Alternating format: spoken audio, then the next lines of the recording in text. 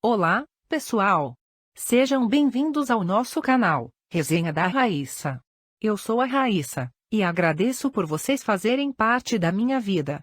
Agora, roda a vinheta.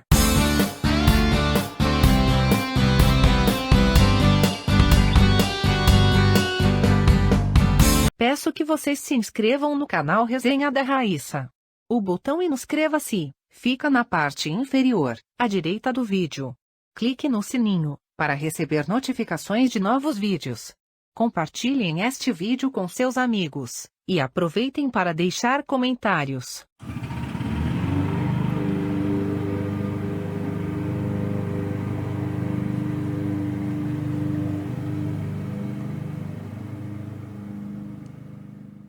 Hoje, vamos apresentar o ensaio Inconsciente Social, Síndrome de Estocolmo, edição especial. Tema pesquisado e escrito por Adão José Gonçalves da Cruz. Originalmente, o ensaio foi escrito em português, depois traduzido e adaptado para o espanhol e inglês. O leitor pode escolher o ensaio no formato digital e impresso. Visite as lojas de livros do autor, clique nos links que estão abaixo deste vídeo. Esta é a capa do volume 1, do ensaio Inconsciente Social, Síndrome de Estocolmo, edição especial. Tema analisado e escrito por Adão José Gonçalves da Cruz, com base nos estudos psicológicos de Carl Gustav Jung, em aspectos do drama contemporâneo. Esta edição especial foi produzida, exclusivamente, para o povo brasileiro. Esta é a capa do volume 2, da edição especial. É composto por anexos. Esses anexos são cópias de documentos oficiais do Superior Tribunal Federal, bem como do processo de invasão no sistema computacional das urnas eletrônicas, cuja guarda e responsabilidade são do Tribunal Superior Eleitoral. O processo da invasão, por hacker, no sistema computacional das urnas eletrônicas, foi instaurado pela Polícia Federal. O processo de invasão foi mantido em sigilo, pelo Tribunal Superior Eleitoral, até o ano de 2021.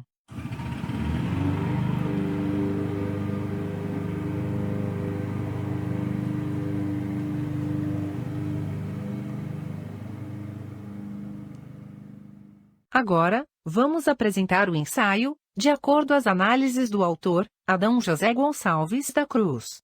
A Síndrome de Estocolmo é o nome atribuído pela particular condição psicológica, em que pessoas, quando submetidas a prolongado tempo de intimidação, passam a ter simpatia e até mesmo amizade, ou idolatria pelo seu agressor. O autor mostra evidências dos diferentes tipos de agressão, além da agressão física.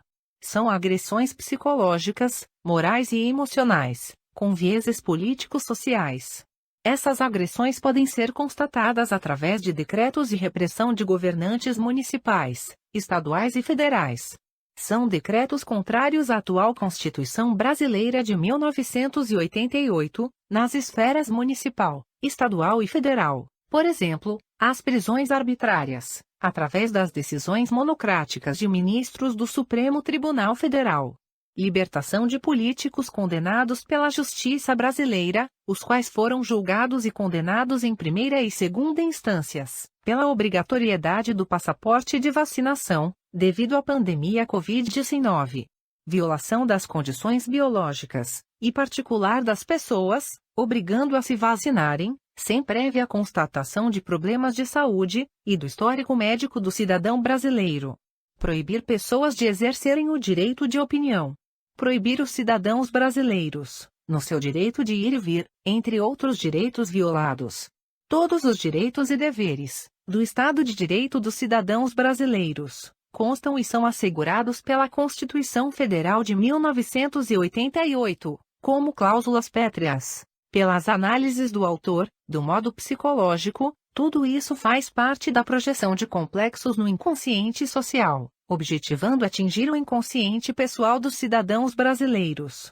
Para que os cidadãos se tornem escravos políticos, escravos financeiros, bem como alienados sociais, e desprovidos de cultura. Com base nas análises do autor, existe também forte possibilidade, largamente considerada, de que para algumas pessoas, vítimas de assédio semelhante, possam desenvolver algum mecanismo inconsciente de defesa, na tentativa de projetar sentimentos afetivos, na figura do sequestrador, ou abusador, pois, nas eleições tendem a eleger, ou reeleger os políticos corruptos, políticos psicopatas e narcisistas.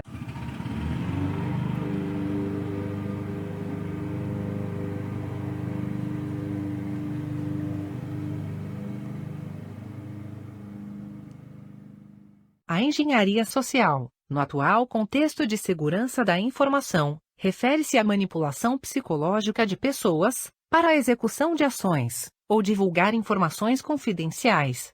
Engenharia social é uma técnica empregada por criminosos virtuais, hackers, para induzir usuários desavisados a enviar dados confidenciais, infectar seus computadores com malware, ou abrir links para sites infectados. Além disso, os engenheiros sociais podem tentar explorar a falta de conhecimento do usuário, neste caso, dos eleitores psicológica e emocionalmente despreparados. O engenheiro social tem a capacidade de contar boas histórias, e de maneira convincente.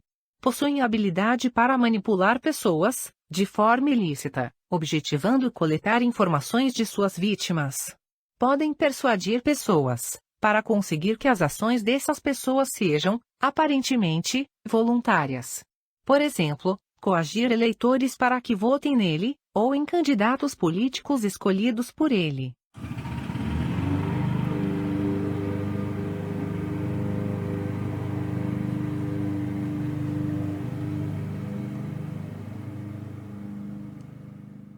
Com base nos argumentos do autor, pelo modo psicológico, as vítimas tentam amenizar, ou flexibilizar algum tipo de negociação, ou acordo entre a relação, vítima e agressor, na tentativa de reduzir a tensão, durante e após as experiências entre os envolvidos.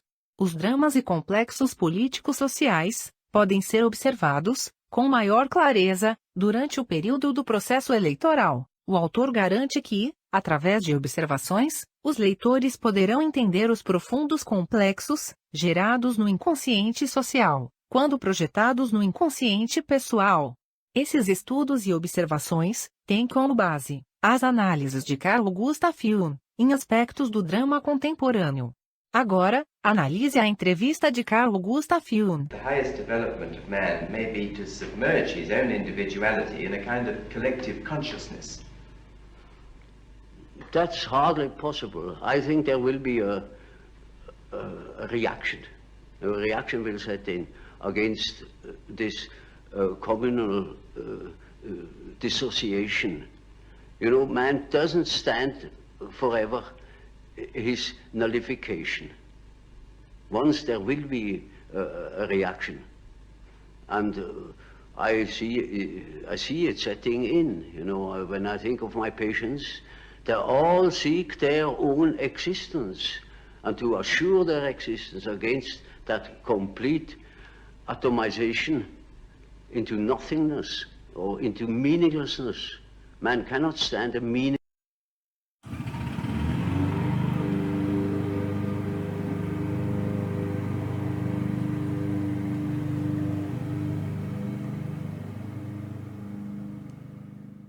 O autor apresenta, no volume 2, cópias de documentos oficiais da invasão, por hacker, no sistema computacional das urnas eletrônicas, utilizadas no processo eleitoral brasileiro. Na época, essa invasão foi investigada pela Polícia Federal. O leitor poderá analisar as cópias de relatórios oficiais, do processo da invasão do sistema computacional das urnas eletrônicas, do Tribunal Superior Eleitoral, cujo sistema computacional controla a transmissão, recepção e contagem dos votos eletrônicos, processados pelas urnas eletrônicas das sessões eleitorais, em todo o território brasileiro. Pelas observações do autor, com base nas alegações do ministro Barroso, as urnas eletrônicas podem ser trocadas, para o processo eleitoral de 2022, mas o núcleo do sistema computacional, que controla as urnas eletrônicas é o mesmo, pois, pode ser invadido por hacker, como aconteceu nas eleições de 2018. O autor ainda argumenta: se as urnas eletrônicas que serão utilizadas nas eleições de 2022 tivessem um sistema de voto auditável, os cidadãos poderiam ter mais confiança no processo eleitoral brasileiro, amenizando assim o seu drama político e social. O autor esclarece, pois, mostra vídeos da época, antes das eleições de 2018, que urnas eletrônicas com voto auditável seriam utilizadas nas eleições de 2018. Essas urnas eletrônicas, com voto auditável, foram mostradas pelo ministro Barroso e pelo ministro Gilmar Mendes, quando, na época, era presidente do Tribunal Superior Eleitoral. Agora, veja o vídeo. O novo equipamento foi pensado para destros e canhotos. O teclado apresenta uma distribuição das teclas mais inteligente.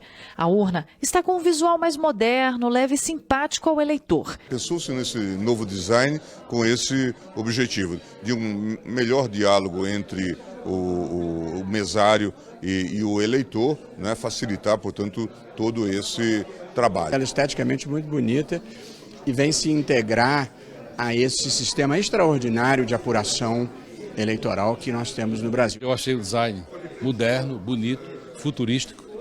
O aspecto externo é muito agradável. A parte frontal é um pouco mais alta do que a do modelo atual, proporcionando melhor visualização do que foi digitado. Outra novidade é a posição da bateria, localizada em um módulo externo. Essas mudanças vão permitir que o transporte aos locais de votação seja mais rápido. Numa viagem na região amazônica, que teria que ser feita por 3 viagens de avião ou de helicóptero, você pode fazer em 2 ou até em uma viagem só. Isso diminui o custo da Justiça Eleitoral. Outra inovação é o módulo destinado ao repositório do voto impresso.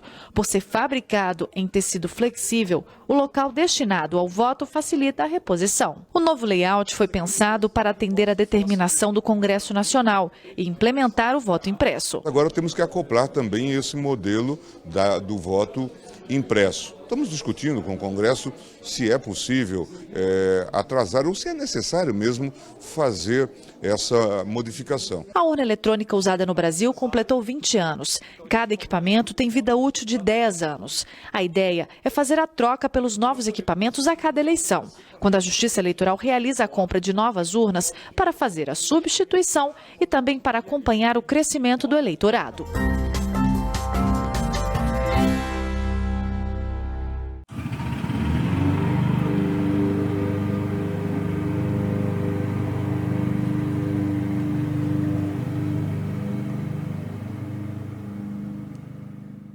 Como declarado pelo autor, o volume 2 apresenta cópias de documentos oficiais, evidenciados pelo presidente Jair Bolsonaro, no seu antigo canal virtual. Todavia, em 2021, este canal virtual foi apagado da internet, a mando do Supremo Tribunal Federal, conforme consta no ensaio, através de vídeos de reportagens, além de apagar o canal virtual do presidente Jair Bolsonaro, onde constava links para baixar cópias, em PDF, dos documentos apresentados no volume 2, o ministro Barroso alegou que o presidente da República disseminou fake news a respeito da invasão, por hacker, no sistema computacional das urnas eletrônicas. Esse sistema computacional apenas controla e contabiliza os votos das urnas, durante o processo eleitoral brasileiro, cujos votos não são auditados. A urna eletrônica apenas contabiliza e imprime a totalização dos votos, no formato de boletim de urna.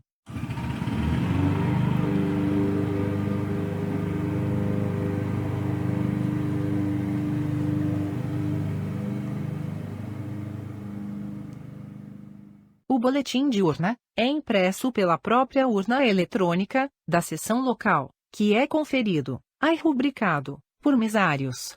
Uma cópia do boletim de urna é divulgada, em mural público, na respectiva zona eleitoral. Os votos dos eleitores não passam por nenhuma auditoria, pois, ao encerrar a votação, cada urna eletrônica, após imprimir o boletim de urna, apenas grava em disquete especial. Esse disquete especial é entregue ao diretor, ou presidente da respectiva zona eleitoral, quando os disquetes especiais, das diversas sessões eleitorais, chegam ao cartório regional eleitoral. Os votos são transmitidos, via internet, com segurança criptográfica, para a central do sistema computacional do Tribunal Superior Eleitoral, que fica em Brasília. Portanto, os votos dos eleitores não são auditados. O boletim de urna não evidencia processo de auditoria, mostra apenas a impressão dos votos dos eleitores, computados, na respectiva urna eletrônica. Entre a confirmação do voto, pelo eleitor, e o registro desse voto, no sistema operacional da urna, não existe qualquer processo de auditoria.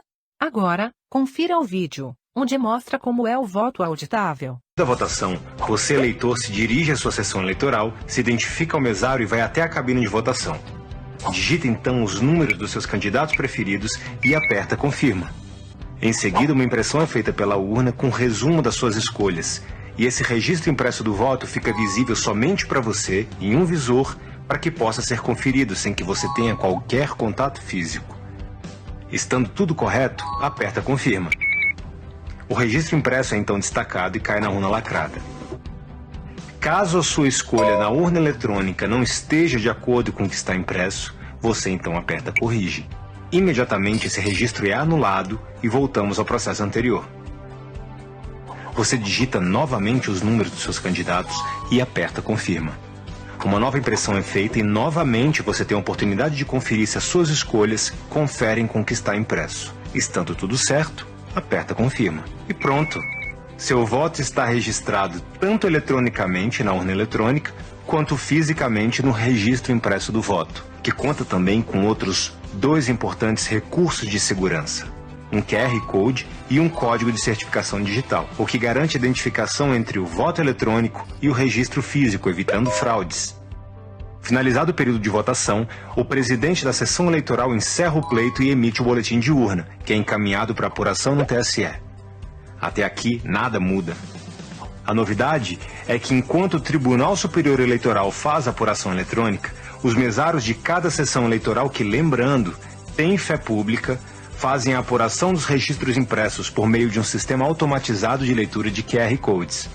É importante saber que, primeiro, cada sessão eleitoral tem em média 400 eleitores para 6 mesários, o que evita qualquer atraso na apuração física. E segundo, a apuração local e imediata evita problemas como transporte e guarda dos registros impressos. Tudo isso reduz consideravelmente qualquer chance de fraude, pois com a mudança, seu voto contará não com uma como é feito atualmente, mas com 2 etapas de segurança. É a etapa de verificação do próprio eleitor no momento da votação e a etapa de verificação pública através do TSE. É a grande oportunidade para que todos nós, eleitores, tenhamos a certeza de que o que está sendo digitado na urna eletrônica confere exatamente com o que está sendo impresso no registro do voto. Não é a volta da ultrapassada cédula de votação. O eleitor não leva o registro impresso do voto para casa. O voto permanece sigiloso. É o avanço e modernização das nossas urnas de primeira geração para urnas de segunda e terceira geração.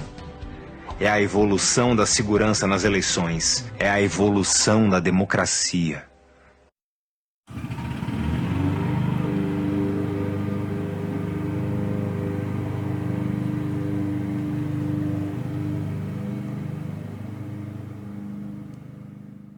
Por exemplo, nos vídeos apresentados no volume 1, o ministro Luiz Roberto Barroso afirma que não houve invasão no sistema de computadores das urnas eletrônicas.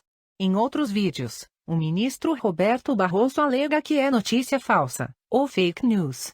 Estimado e inteligente leitor, vale a pena conferir as cópias dos documentos, ler as análises deste ensaio e assistir aos vídeos antes das eleições de 2022, com base nas análises do autor, pelas evidências apresentadas em vídeos, e em cópias de documentos oficiais, pelo modo psicológico e biológico. É preciso observar que todos os seres humanos têm 2 realidades.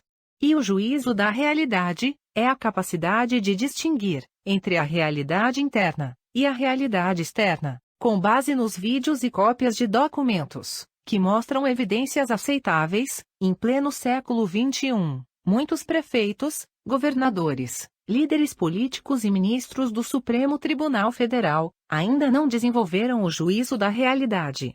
Portanto, não distinguem a realidade interna da realidade externa, ou seja, não enxergam sua própria realidade, e nem a realidade da atual Constituição Federal de 1988, que é a base do inconsciente social dos cidadãos brasileiros. Por outro lado, para que o leitor possa avaliar a veracidade da Síndrome de Estocolmo no cenário político-social brasileiro, é preciso que o leitor assista aos vídeos de reportagens, através dos links que analisem, no volume 2, as cópias de documentos oficiais do Tribunal Superior Eleitoral, da Polícia Federal e do Supremo Tribunal Federal do Brasil. As evidências mostram as manobras políticas do Supremo Tribunal Federal, que mandou libertar inúmeros réus condenados pela Operação Lava Jato, para que esses réus possam se candidatar a partir das eleições de 2022, bem como ocuparem cargos de confiança, como secretários de políticos corruptos, eleitos por parcelas de cidadãos brasileiros, que talvez ainda sofram da Síndrome de Estocolmo. Os vídeos e os documentos apresentados têm como objetivo mostrar aos leitores os complexos coletivos no inconsciente social da sociedade brasileira, gerados pela Síndrome de Estocolmo. Esses complexos foram criados e projetados, ao longo dos anos, por políticos e ministros corruptos, políticos psicopatas e narcisistas.